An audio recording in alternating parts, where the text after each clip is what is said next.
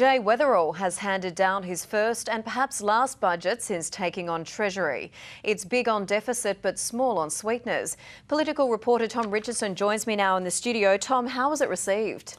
Well, Kate, it was in many ways an unassuming budget that may well be remembered for this year's final deficit, a record $1.3 billion.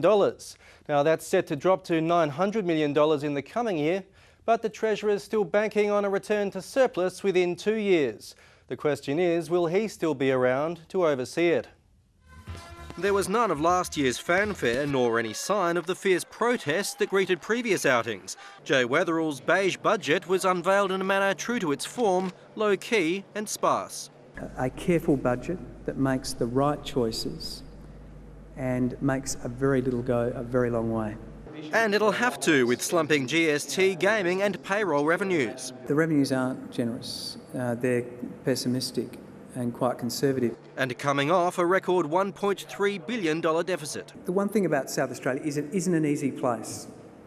It's a hard place to run. Indeed, real public service numbers continue to grow despite increased savings targets. There's anywhere between 400 to 900 job cuts within healthcare, and that is deeply concerning. The government should maintain everybody in terms of providing services to families. But with job security to end next year, there may be a stampede for the exits with a $38 million savings measure to halve separation payouts. There's no sector of government that's been immune from our savings initiatives. The largest deficit in this state's 176-year history.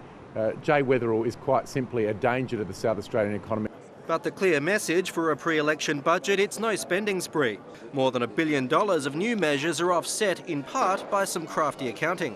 The net effect of our new initiatives of $130 million over 4 years is an extraordinary exercise of restraint. As we reported yesterday, the Motor Accident Commission fund's been siphoned to road safety projects, including the Britannia roundabout upgrade, and specific Commonwealth grants are labelled as general revenue. That comes into our account as operating as revenue and goes out as capital. And that spending is modest. Planning money for a new courts precinct, a partial duplication of Tonsley rail line, a rebuilt station and a new bus interchange on South Road. And as forecast last month, the electrification of the Gawler line is back on the agenda.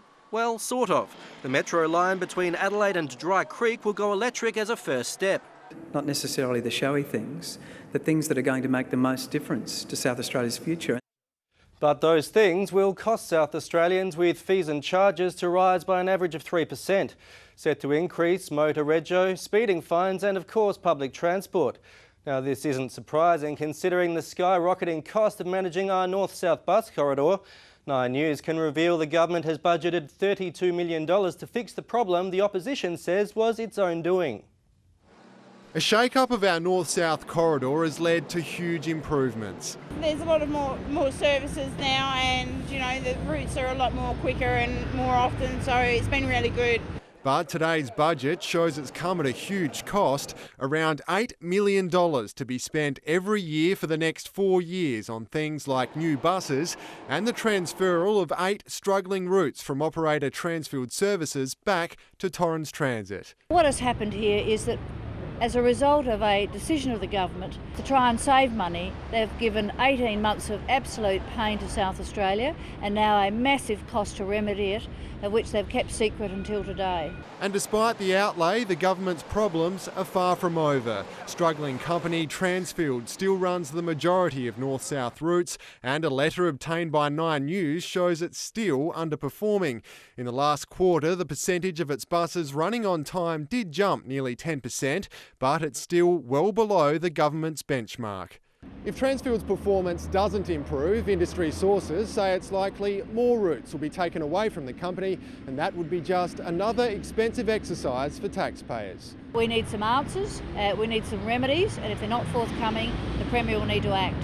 Transport Minister Chloe Fox refused our request for an interview. Ben Avery, 9 News.